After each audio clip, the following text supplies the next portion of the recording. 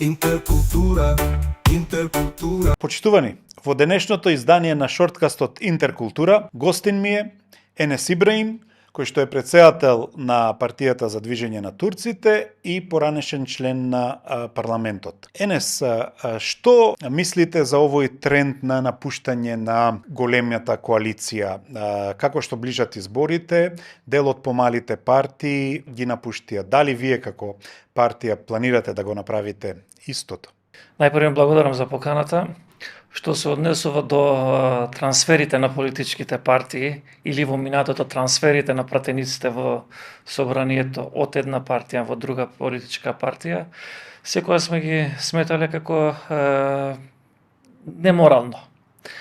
Кога збориме за неморален чин, треба политичките партии да имат свој став, своја идеологија, своји идеи. Лесно е секогаш да сте со победниците, но многу тешко е да ги браните своите интереси, своите идеали, своите цели. Но и во минатото и денес гледаме без разлика која е политичка партија во минатото од ВМРО до ДПМН се приклучува во СДСМ, од СДСМ во моментот се приклучуваат кон ВМРО. Овие се непринципиелни коалиции и непринципиелни политички партии, кога ги гледаме кои политички партии преминуваат од лево кон десно, од десно кон лево, се повеќе поединци. Немаат некоја голема структура. Знаеме како ги собират и подписите за пререгистрација на политичките партии, секако со помош на поголемите политички партии, веќе тоа е јавна тајна во градот. Така да не е добро. Не е добро од лево на десно, од десно на лево. Ние како партија си имаме своји идеали, своји цели и според нашиве цели и идеи, според нашава програма функционираме колку што можеме. Не размислуваме за некакви непринципиелни коалиции. Секако доколку дојде до некоја промена на коалиција, првен треба програмскиот дел да се разговара. Во моментот со партиите од власта немаме ништо заедничко, така да нема зошто да се приклучиме. За да вработиме 2-3 или 2-3 функционери да добиваат плата од 100.000 денари. Мислам дека за тоа политика не треба ни да се прави. Но е доведено состојбата политичките партии за повисоки плати да прават политика. За жал, за тоа и не можеме напред да одиме.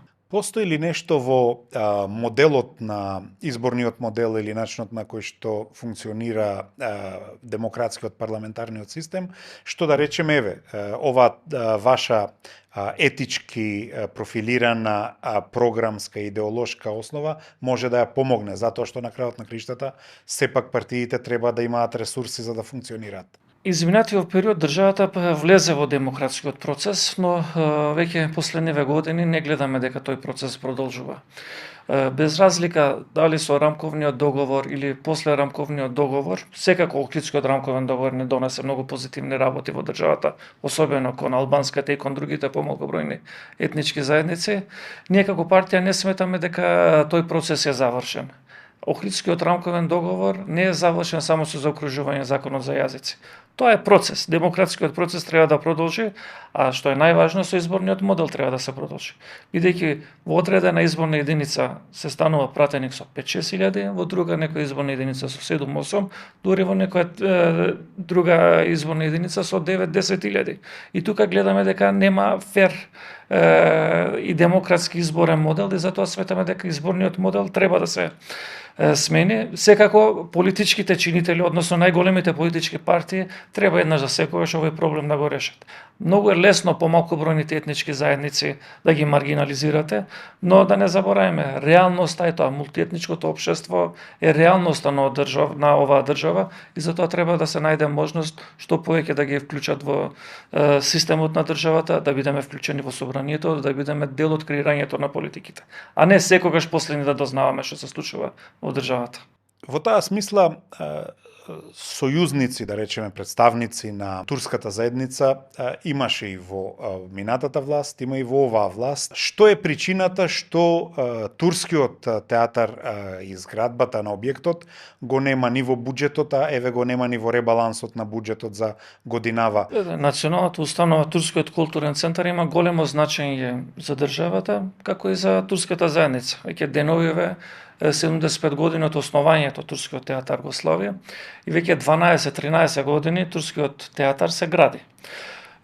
Се воведува некое друго прашање, што се случуваше изминатиот период? Што се случуваше? Откако турскиот театар излезе од театар на народностите, односно албанскиот театар, остана без сцена, без зграда и ден денес тој проблем продолжува. Заедно со театар комедија во иста една барака функционираат неколку години, но ги знаеме кои се можностите таму, дали две театри можат да функционираат или не можат.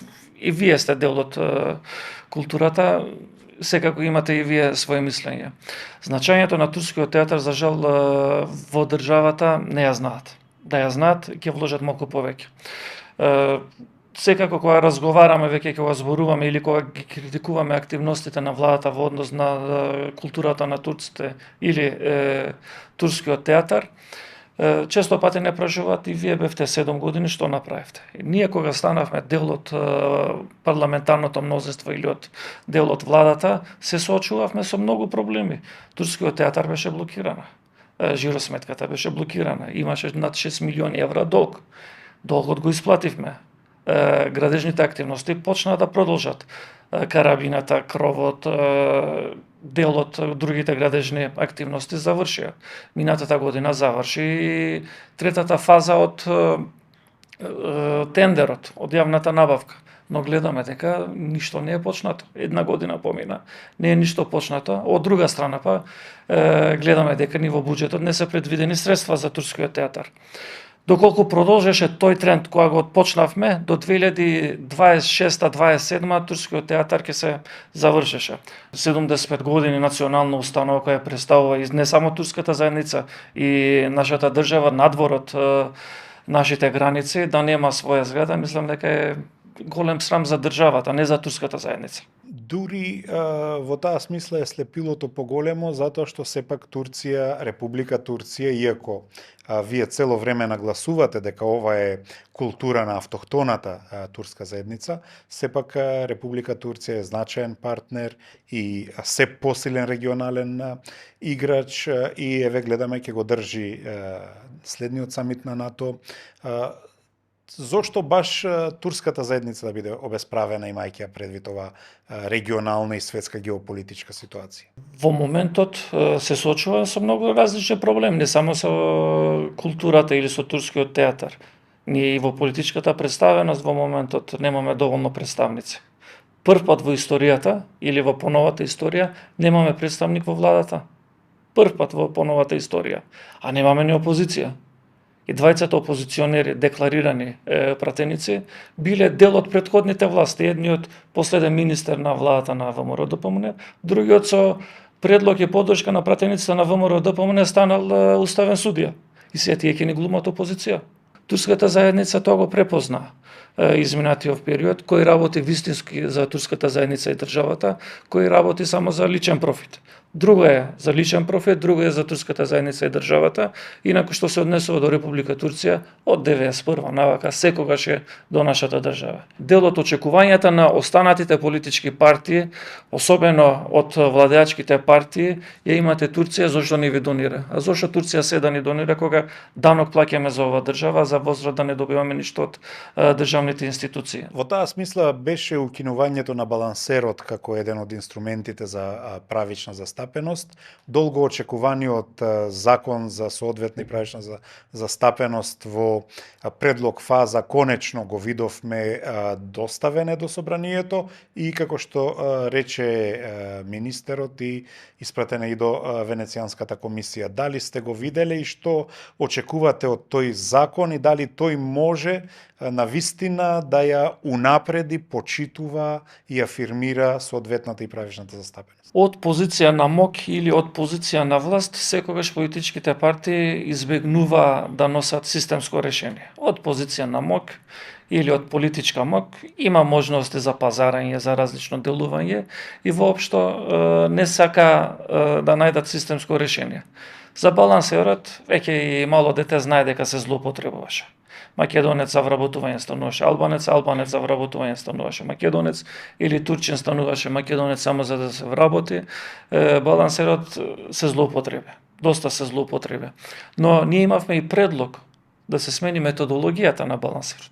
Многу поголемите политички партии од позиција на моќ, од позиција на владењето, не успеа или не сакаа да најдат системско решение. Сега гледаме дека сакаат со системско решение. Дали ќе успее, нема да успее, не знаеме, бидејќи законот на нетранспарентен начин се подготви. Ние на наше време, односно Агенцијата за остварување на правата на заедниците, заедно со Министерството за правда, спрема и донесува закон за правата на помалку бројните заедници, кои се помалку од 20% во државата. И тој процес навистина беше транспарентен, и експерти беа вклучени, и високи бюрократи беа вклучени, и ние пратениците од собранието без разлика позиција опозиција бевме вклучени во тој процес, невладиниот сектор беше вклучен, дури и претходниот поранешен европски амбасадор Фуере беше, и господинот Фуере беше директно вклучен во тој процес, и тој процес успешно заврши. А гледаме дека сега се спрема некој закон или е спремен и испратена до Венецијанската комисија, се уште се крие од јавноста. Мислам дека тука има некоја задна намера каде што не верувам дека ќе донесе некој системско решение, но треба да се најде системско решение, бидејќи укинувањето на балансерот од страна на Уставниот суд не е добро.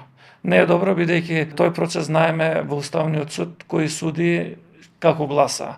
И заради некои неправилности изминативе години или злоупотреба на балансерот да се воведе Уставниот суд да се поларизира врз верска основа, тоа не носи ништо добро за државата ни за граѓаните. Доколку Уставниот суд се поларизира на етничка или на верска основа, ние помалку бројните заедници каде ќе ја бараме правдата? Една од клучните позиции во новата влада ги доби господинот Иван Стоилковиќ, кој што е представник на Српската партија, односно заедница, и е министер на Министерството за однос меѓу заедниците.